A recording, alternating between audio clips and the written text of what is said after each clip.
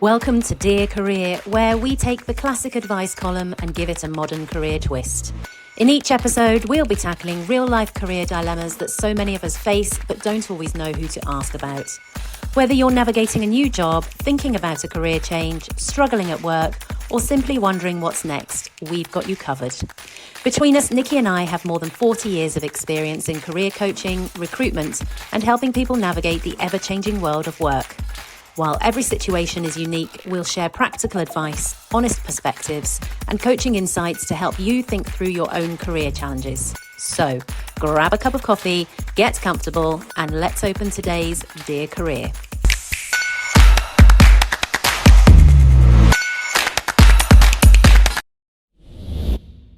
Hi, Nikki. Nice to see you today. You too. So we have a question that has come through on our social media, which I thought was really interesting.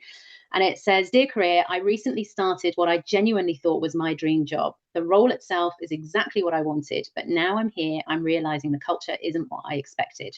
Everyone seems to work far beyond their contracted hours, and it's becoming clear that this may even be why the last person left. I'm already questioning whether I made the right decision, but I also don't want to give up too soon. How do I know if these are just new job wobbles or signs that this isn't the right place for me? Great question. I don't know if you want to jump off, Nikki, with this, but it is something that we hear often. I do hear this a lot, and I've lived it myself. I would ask this person historically, how has their intuition been?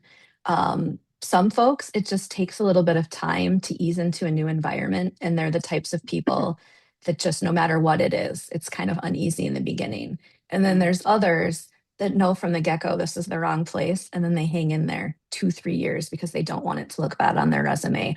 So I would say, how has your like intuition and gut check been? And I just want to say it's okay to not stay if that ends up being the case. You don't have to stay there.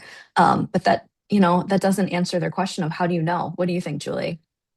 I think that for me, it's very similar to that honeymoon period. I think when we go into something, the honeymoon period is either really great or it's real shock to the system. It's like that instant I've made a mistake. This just doesn't fit me at all. So I think, like you said, do a reality check with yourself. Think how it's been when you've moved into a previous job.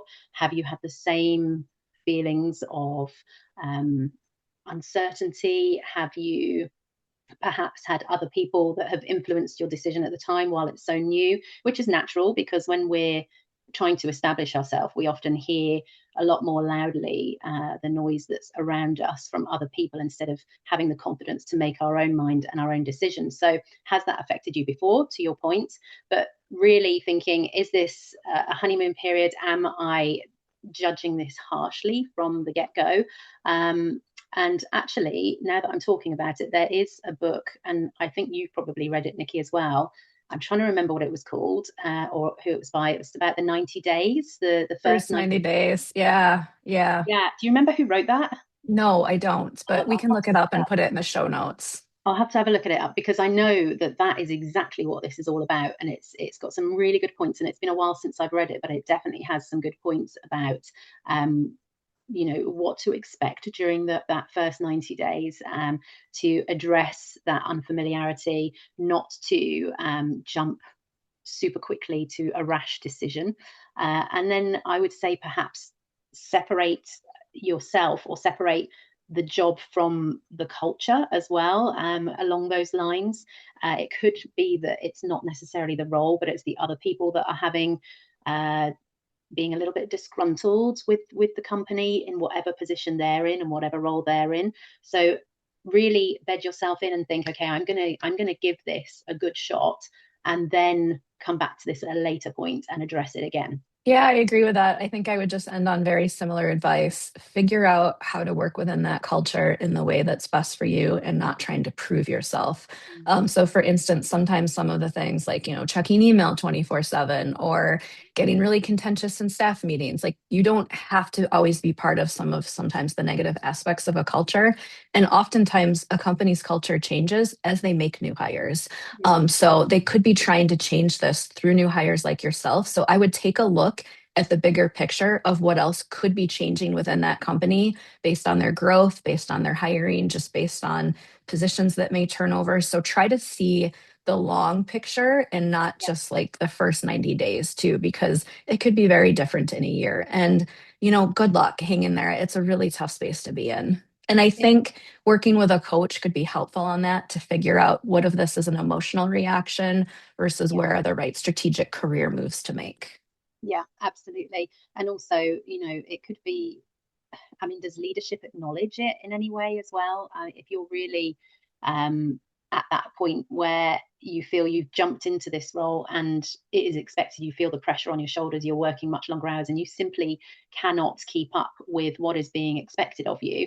First of all, look at, I guess, your job description and how you were told that this job was. I mean, if it was your ideal job in the interview, there must be a massive discrepancy from what you were sold as this job to what it is now that's making you feel that way. So have you had a conversation with management? Have you documented it? Is this overtime rewarded? Is this something that maybe, I don't know, is it seasonal? Sometimes there's peaks and troughs as well. There could be points where, it's at a high point just now and there's a lot of pressure on the company, and so you're expected this, but it's going to peter off a little bit down the line as well. So think about those talking points with your manager as well. Try not to get caught up in those toxic conversations that might pull you down as well. You might want to even think about how you separate yourself from that and know your triggers with that as well. I think it's really important to step outside the pressure cooker environment and really look at it for what it is as well. But like you say, if it isn't the right opportunity for you, and if this isn't the job that you were sold, then there should be a point that you recognize it and you cut ties, you look for something else. That is not going to be detrimental to you in any way. It's not going to signal that you're going to be job hopping. This becomes then a learning point that you can launch pad off, and also a really healthy point that you can then turn into future questions in future interviews as well. Because now that you know what was sold to you in perhaps the interviews that you were in and the questions you were asking then, and what the job actually was, it helps you to form better questions for future opportunities as well, so that this doesn't happen again. That's fabulous advice. And I'll just end on you don't have to put it on your resume if you end up leaving. Sometimes folks are so terrified of that, depending on how quickly you find something else, it may be something that you just leave off. So don't overthink that either. Yeah, absolutely. Absolutely. Well, I hope that that has helped. And remember that you can get in contact with Nikki and I through all of our social media platforms. You can contact us by direct message, or if you would like to come on to Dear Career, we're always welcoming Yeah. people. Or if you've got anything else that has worked for you, or if you've gone through this is the perfect time to reach out and share. And I don't know if you've got any last points to leave it on, Nikki, but I think this is a great time to come to an end on this one. Yeah, I agree. Thanks, Julie. All right, take care. See you, everybody. Yeah.